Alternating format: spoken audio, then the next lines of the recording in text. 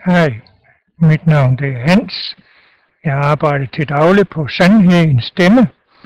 Det er et af de steder, som du kan finde på internettet under Bibelskolen. Jeg vil give dig adressen lidt senere, men du kan også se, at den står allerede her. Bibelskolen, kom. Sandhedens Stemme forkynder de sandheder, der er behov for. Og det er et af de største steder på nettet. Det jeg gerne vil fortælle dig om her på dette studie, i denne film, det er, hvad nu, hvis nu det jeg fortæller her, hvad nu, hvis det er rigtigt? Hvad så?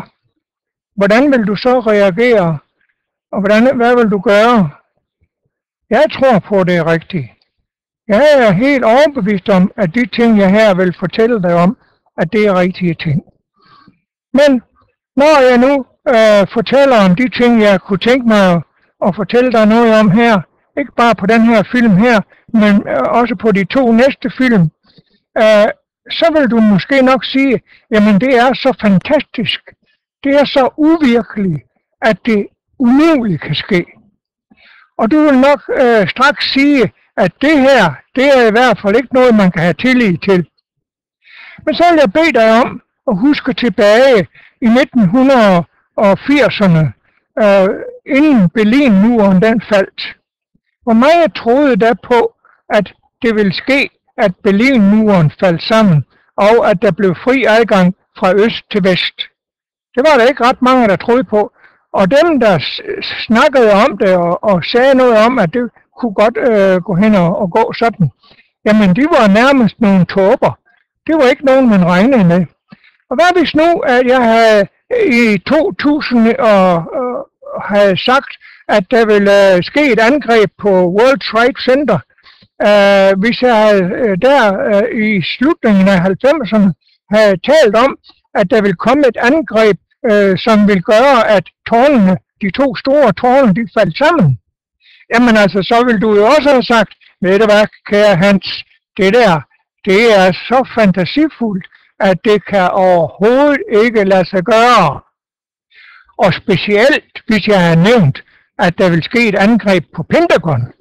Pentagon, det mest stærkt bevogtede steder i verden, så vil du have sagt, det er fuldstændig umuligt. Det er så uvirkeligt, at det kan kun lade sig gøre i fantasiens verden. Og ikke engang i fantasiens verden kunne det lade sig gøre, fordi Pentagon er så stærkt bevogtet, både på den ene og den anden måde, at det vil være fuldstændig tåbeligt at begynde at tale om og tænke på, at der måske muligvis kunne komme et fly igennem til Pentagon. Det vil være så uvirkeligt, at du vil sige, det er fuldstændig uladsiggørligt. Og sådan er det også på de ting, som jeg vil fortælle dig om på de 3 film her, på de 3 studier her. Nu ved jeg ikke, hvordan du ser på Bibelen. For mig er Bibelen noget helt specielt. Jeg ved ikke, hvordan du ser på den. Men det kan godt være, at du siger som jeg, at Bibelen det er noget helt specielt. Det er noget, vi kan stole på, det er noget, vi kan tro på, og det er noget, at vi kan regne med. For mig er Bibelen Guds ord. For mig er det eneste sted i verden, hvor vi kan læse og få nogle oplysninger, som er troværdige. Verden er fyldt af umoral, terrorister, vold, løgn, bedrag. Vi kan ikke stole på noget af det. Bibelen er for mig det eneste sted, at vi kan finde sandheden. Nu er det således, at Bibelen den er troværdig. Der er mange, der har prøvet på forskellige måder at undersøge Bibelen. Og der er blevet gjort rigtig mange forsøg på at få Bibelen til at blive utroværdig. Det er ikke lykkes for nogen. Man har udsat Bibelen for nogle prøver, som man ikke engang ville være bekendt at udsætte andre bøger eller andre ting for. Men Bibelen har bestået alle de prøver, den har været udsat for.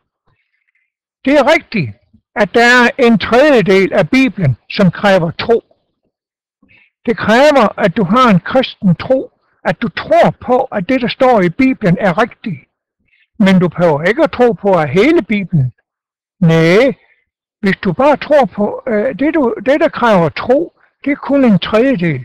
De 2 andre tredjedel, de kræver ikke tro. Og nu er det således, at det kan godt være, at du er en troende. Det ved jeg jo ikke noget om. Og hvis du er det, ligesom jeg er, jamen så vil du med det samme kunne sige, jamen det her, det tror jeg simpelthen på. Hvis du ikke er en troende, så hør videre, fordi der er der også mange ting, som jeg kan fortælle om. Bibelen har bestået alle de prøver, den er kommet ud for. Og det er rigtigt, som jeg har sagt, at der er en tredjedel af Bibelen, som kræver tro. Og det kan jeg fuldt ud acceptere. Så er der en anden tredjedel, som man kan godt, jeg kalder det som regel, de almindelige oplysninger.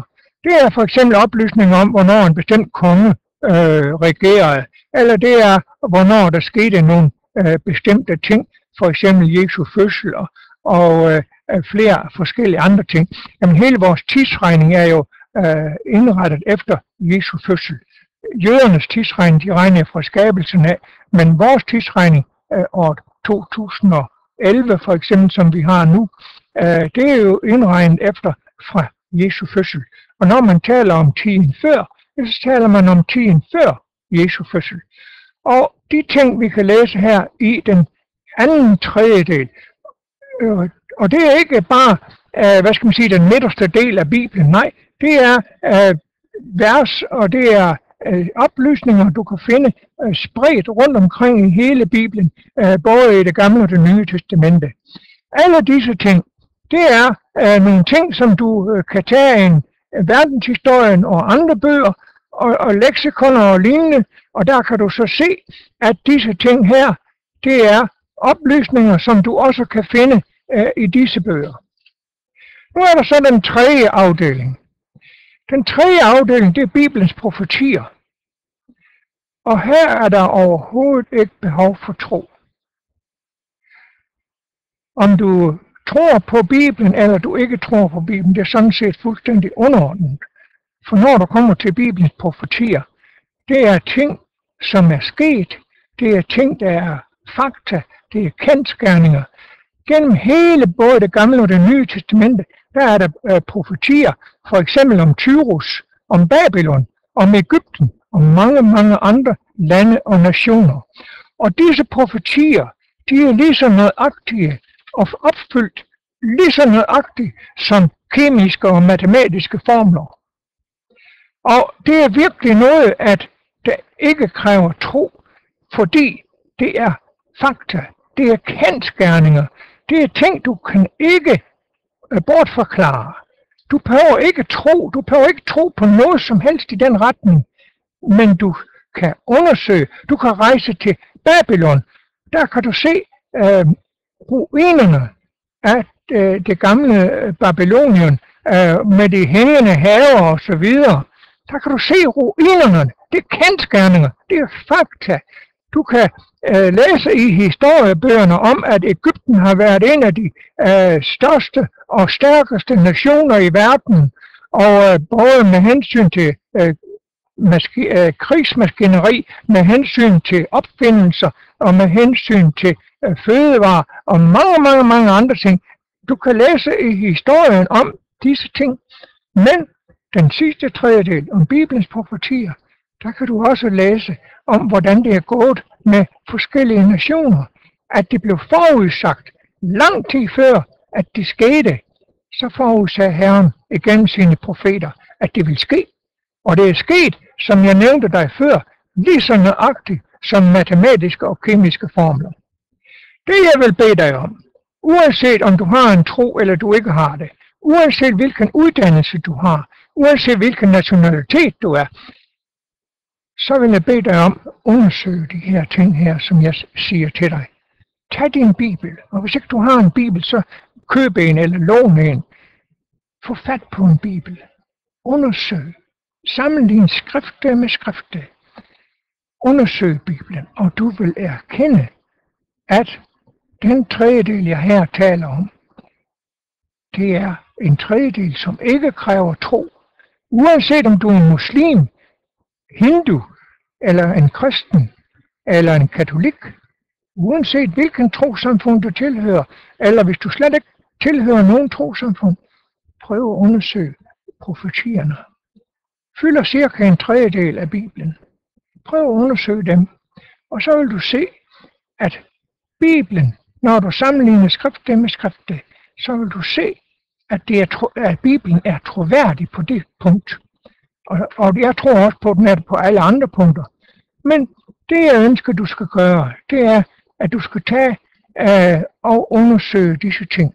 Du skal ikke tro på det, jeg siger, men du skal heller ikke tro på det, dit trossamfund eller din præst eller andre siger. Nej, du skal selv tage Bibelen. Og det er faktisk underordnet, hvilken oversættelse du tager. Du skal blot sammenligne skrifte med skrifte, lige som du vil gøre med alt muligt andet.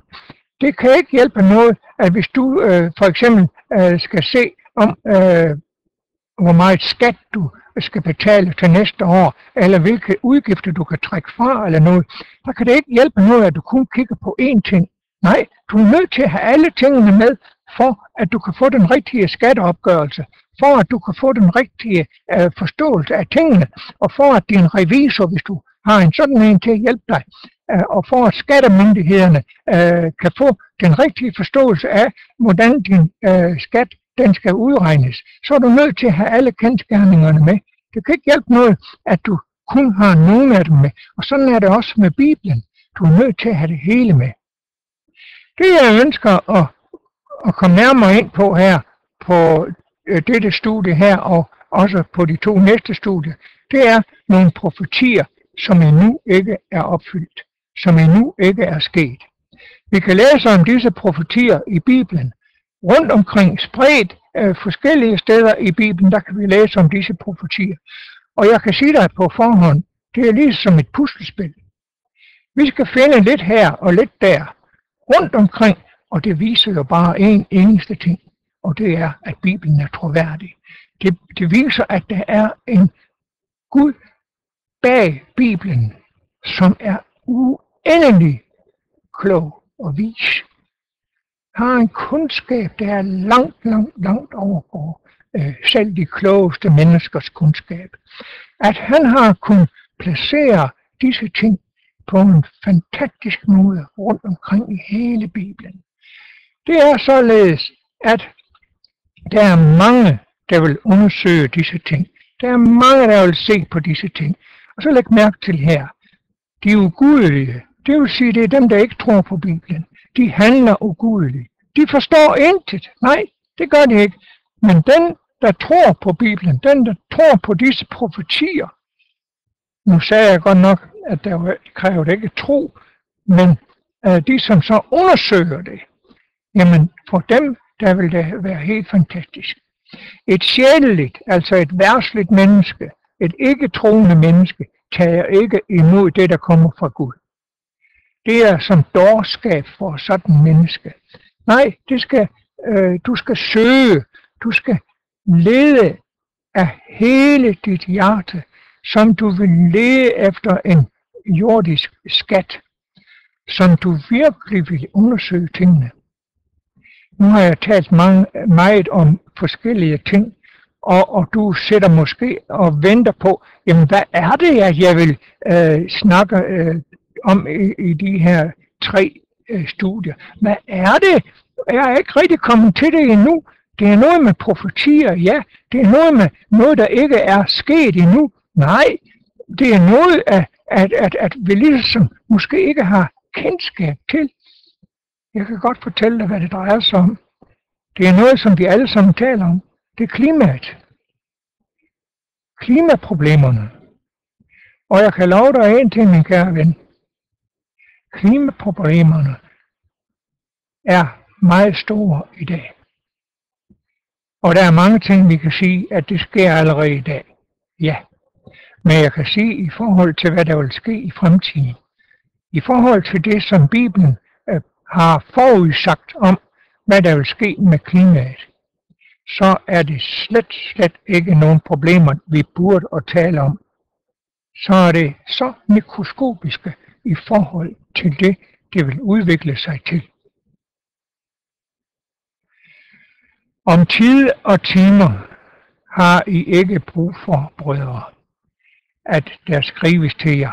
Nej, fordi de kristne og også mange ikke-kristne, de ved, at afslutningen på denne jords historie er meget nær. Men vi siger i dag, fred og ingen fare, men lige pludselig, så står der her, så er undergangen over os. Og den undergang, der er tale om, kære ven, det kommer fra klimaet. Det er menneskeskabte problemer, det er menneskeskabte ting, men det er alligevel igennem klimaet, at disse ting de vil ske. Bibelen omtaler det. På de 2 næste film vil jeg tale meget mere om det. Vores huse, de vil tilfalde andre, og marker og kvinderne. Vores kvinder, ja, de vil blive overtaget af andre mænd.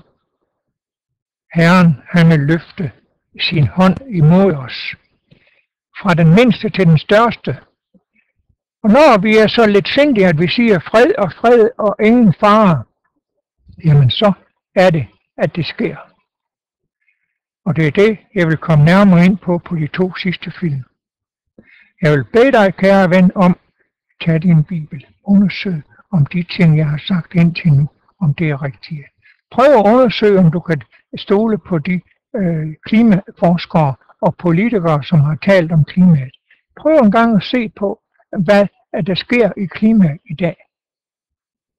Og prøv så at tænke på, at disse ting her, det er noget, som er forudsagt i Bibelen. Men der er bare ikke ret mange, der har lagt mærke til det. Nu får du de oplysninger, du har behov for, således at du selv kan undersøge det videre. Og det vil jeg håbe, du gør. Og så vil jeg bede dig om, at du vil se og høre de 2 sidste videoer og studier, som jeg har lavet.